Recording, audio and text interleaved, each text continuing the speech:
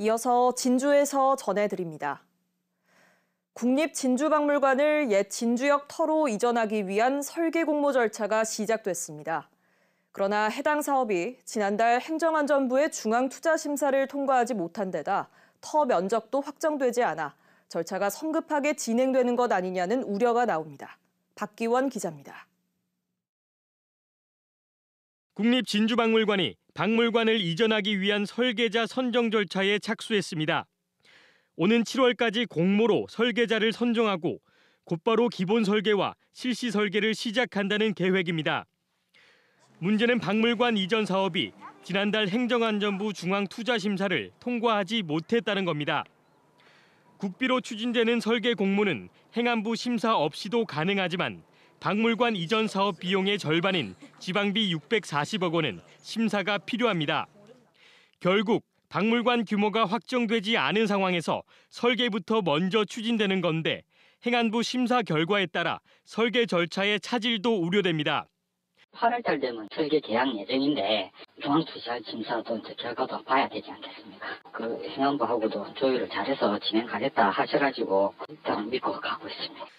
행안부는 지난해 심사에서 부지 면적이 타당성 조사 때보다 3배 이상 지나치게 크게 신청됐다며 재검토를 통보했고 지난달 재심사에서도 같은 이유로 반려했습니다. 진주시와 국립진주박물관은 맞교환이 가능한 수준이라고 판단한 2만 제곱미터를 부지 면적으로 확정했는데 심사 통과는 장담할 수 없습니다. 그 반려를 받은 이유들이 있을 테니까 그걸 토대로 사업 계획을 제대로 수립해가지고 그걸 통과되는 걸 보면서 현상 설계 공모를 추진하는 게 원론적인 관점에서 맞는 프로세스겠죠. 다음 달 투자심사 재신청으로 차질은 없을 것이라고 예상한 진주시. 2027년까지 박물관을 정상 이전할 수 있을지는 오는 8월 심사 결과에 달렸습니다. KBS 뉴스 박기훈입니다. 교육부가 오늘부터 사흘 동안 진주의 한국국제대학교를 방문해 학교 회계 자료와 임금 체납 문제 등을 조사합니다. 교육부는 한국국제대가 정상적인 학사 운영이 가능한지에 대한 민원이 들어와 사실 확인 차원에서 조사에 착수했다고 설명했습니다. 한국국제대는 100억 원대 교직원 임금 체불에다 최근 요금 미납으로 물과 전기가 끊길 위기에 놓이는 등 심각한 재정 악화를 겪고 있습니다.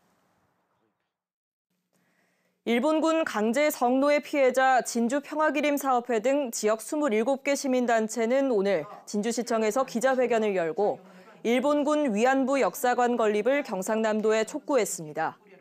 이들은 위안부 역사관 건립이 미래 세대의 교육 효과 등을 고려할 때 인문 사회적 타당성이 충분하다고 주장했습니다.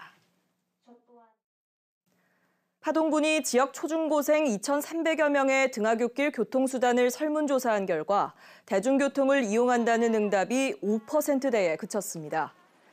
응답 학생 3명 가운데 1명은 등하교 시간과 버스 시간이 맞지 않아 통학 차량이나 가족 차량을 이용하는 것으로 나타났습니다.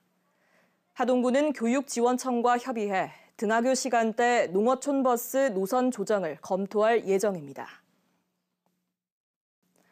사천해경이 오는 17일부터 관계기관과 합동 점검반을 꾸려 해양 오염 사고 발생 위험이 큰 시설을 집중 점검합니다. 점검 대상은 300kl 이상 기름을 저장하고 있는 남해군 수협과 삼천포 수협, 고성군 수협 급유소 등입니다. 해경은 해양 오염 사고에 대비한 대응 체계가 갖춰졌는지와 방제 교육이나 훈련이 잘 이뤄졌는지 등을 확인할 예정입니다. 지금까지 진주에서 전해드렸습니다.